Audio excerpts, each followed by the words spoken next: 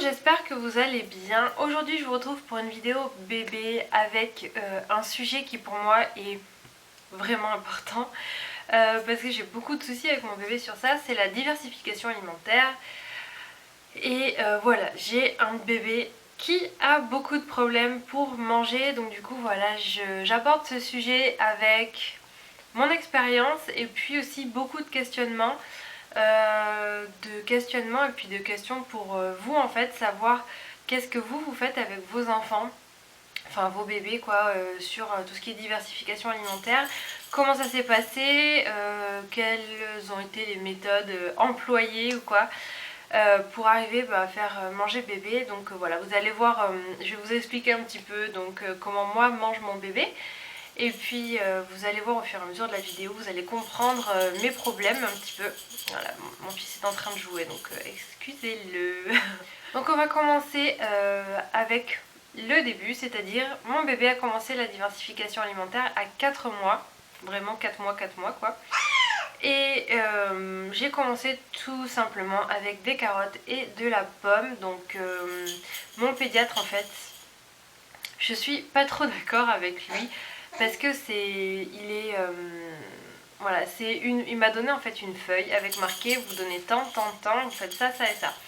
Sauf que ça c'est la base et puis ensuite on a des enfants comme le mien qui ont du mal à manger et qui le suivi de la feuille est carrément impossible. Moi je suis un petit peu partie sur autre chose, mais au début voilà, j'ai donné 3 à 4 cuillères de carottes le midi avec un biberon et 3 à 4 cuillères l'après-midi, donc au goûter de pommes avec un biberon.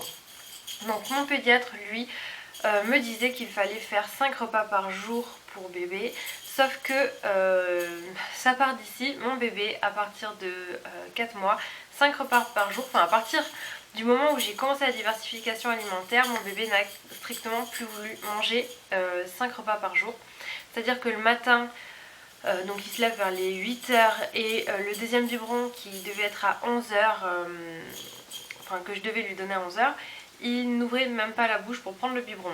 Donc à partir de là je me suis dit bon, on va commencer à passer à 4 repas par jour et on va un petit peu plus espacer les repas, peut-être que même si la quantité est plus importante, ça va plus passer.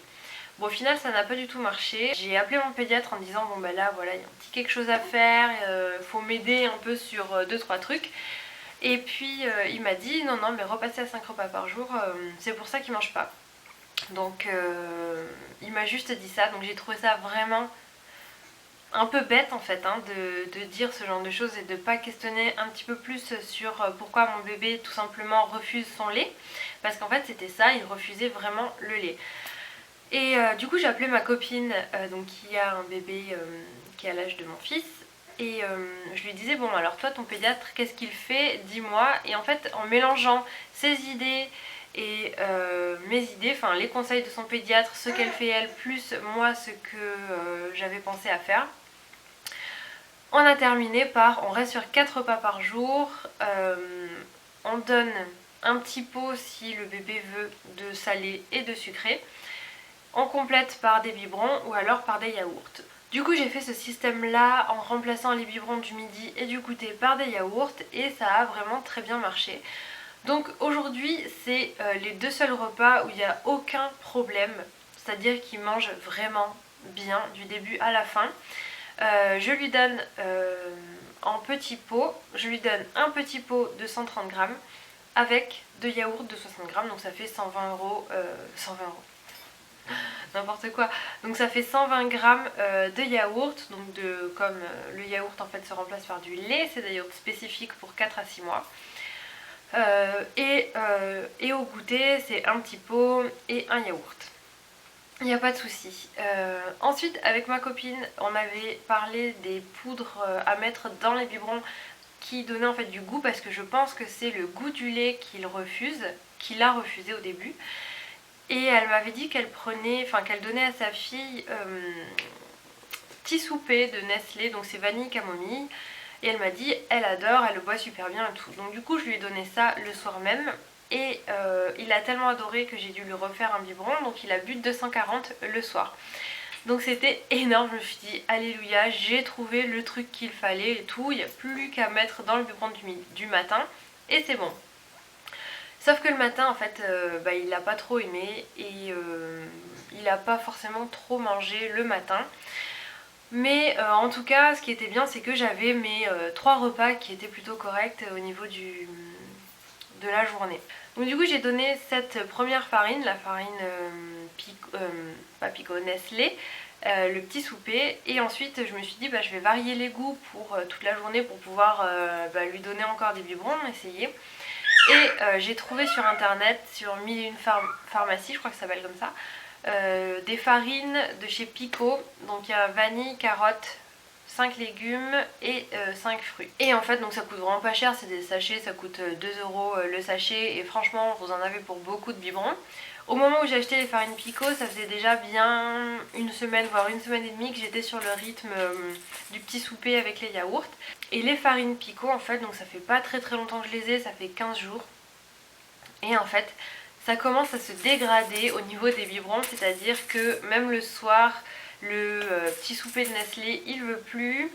Le matin pareil, la vanille, carotte, enfin bref n'importe quoi. Enfin non, je lui donne pas carotte le matin, mais en fait n'importe quoi, il commence vraiment à refuser le lait.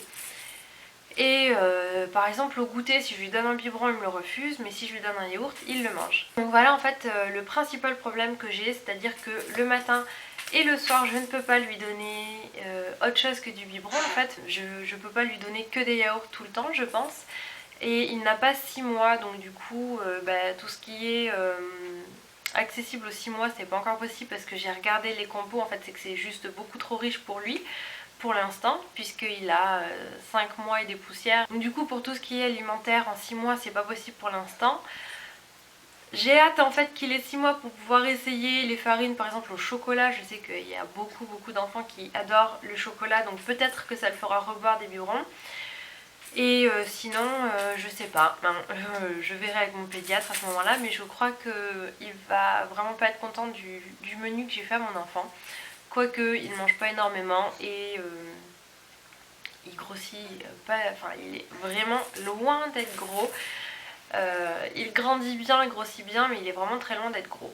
Sinon pour les petits pots que je prends, je vous ai pas dit ce que je prenais, ce sont des baby bio, donc c'est un petit pot avec des légumes bio à l'intérieur. Il n'y a rien de rajouté, c'est-à-dire c'est sans sucre, sans sel, sans gluten.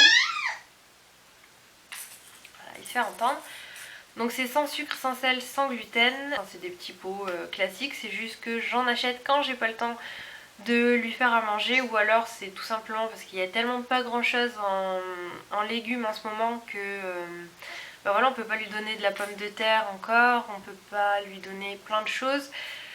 Et pour éviter de le faire manger tous les jours la même chose, je prends des petits pots, il y a plein de sortes, et puis voilà, j'essaie de varier au mieux pour pas le lasser en fait de ce qu'il mange. Les petits pots font 130 grammes. Et ensuite l'autre marque aussi que j'avais acheté donc dans mon magasin, donc c'est aussi bio parce que c'est un magasin bio où je vais acheter les petits pots, c'est la marque Ole, H-O-2-L-E, je sais pas comment ça se prononce.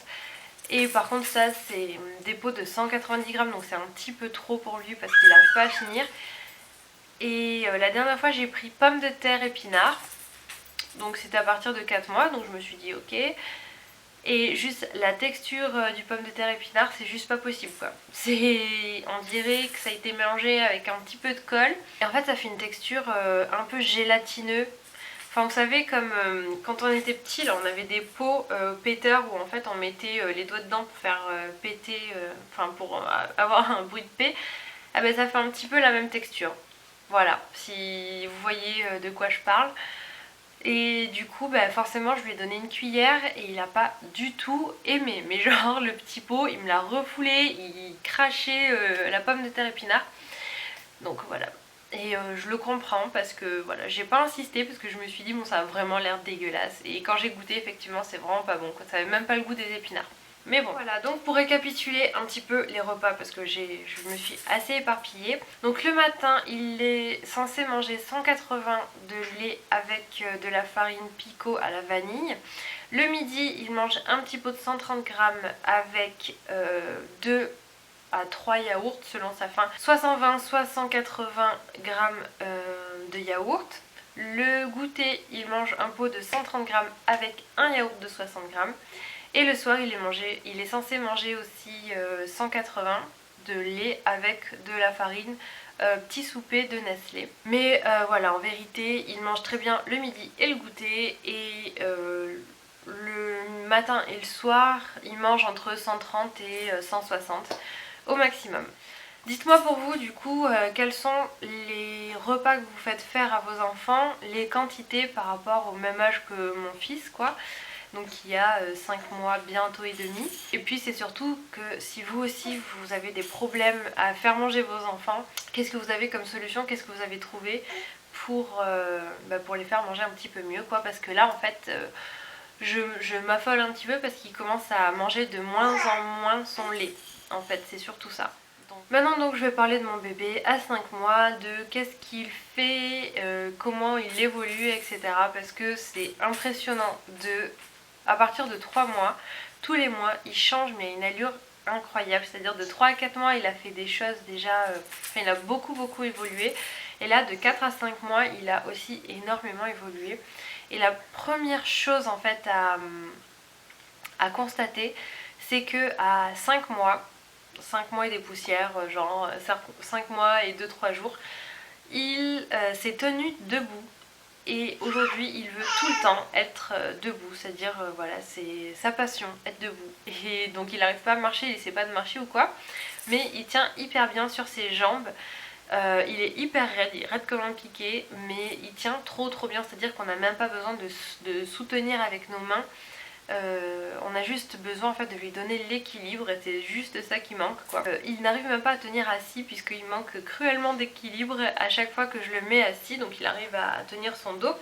Mais si jamais il penche un petit peu trop d'un côté, il commence à partir comme ça et voilà, il n'arrive pas à se retenir. En fait il n'a pas le réflexe de mettre ses mains pour se retenir à droite ou à gauche en fait. Et puis il n'a pas du tout le réflexe de se mettre à quatre pattes, c'est à dire que quand je le mets sur le ventre, il va relever ses jambes et puis étaler ses bras à l'avant, mais il va pas avoir le réflexe en fait de mettre ses bras c'est en appui quoi, les coudes en appui pour pouvoir se redresser et puis être à quatre pattes. Donc je pense qu'il va pas faire du quatre pattes et qu'il va directement vouloir marcher.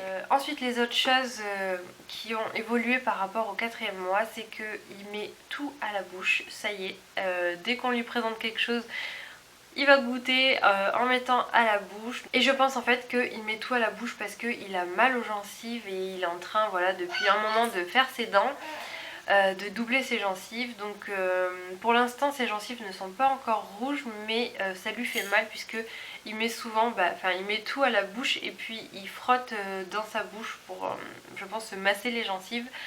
Et voilà, on sent quand même qu'il a mal et qu'il a besoin de mordiller pour se soulager.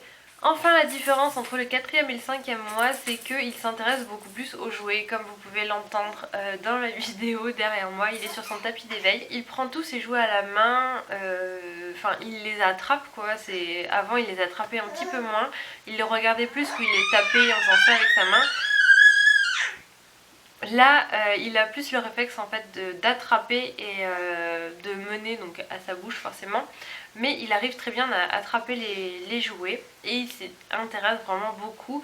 En plus à Noël, il a eu énormément de jouets donc pour son âge, donc du coup voilà, ça l'éveille de plus en plus et il s'intéresse de plus en plus à tous les jouets qui l'entourent. Et puis aussi autre chose, comme vous pouvez l'entendre, c'est que il fait de plus en plus de sons.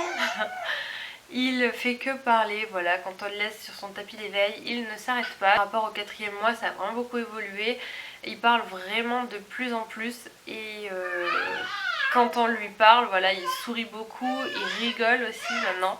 Un peu plus rare on va dire, c'est un petit peu moins souvent qu'il va rire aux éclats. Voilà pour cette vidéo du 5e mois et de la diversification de mon bébé. En tout cas n'hésitez pas à me dire en commentaire s'il vous plaît, c'est pas n'hésitez pas, c'est genre je vous en supplie, dites-moi comment vous avez fait avec votre enfant pour la diversification alimentaire.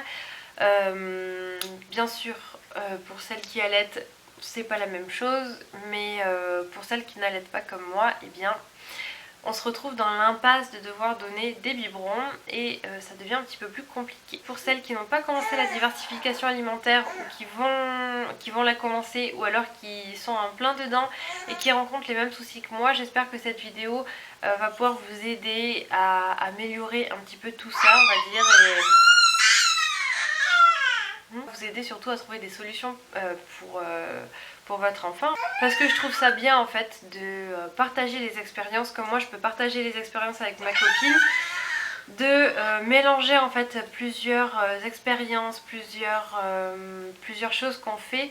Ça donne peut-être des solutions après pour nous, enfin disons que ça nous aide à nous dire bon ben voilà, elle fait ça, elle fait ça, elle fait ça, je vais prendre un petit peu de ce qu'elle fait, de ce qu'elle fait elle. Et on arrive ensuite à un programme peut-être qui peut être vraiment adapté à son bébé. Pour finir, n'hésitez pas à mettre un petit pouce en l'air à cette vidéo si elle vous a plu. Et puis, eh bien, je vous fais de très gros bisous en attendant la prochaine vidéo samedi prochain.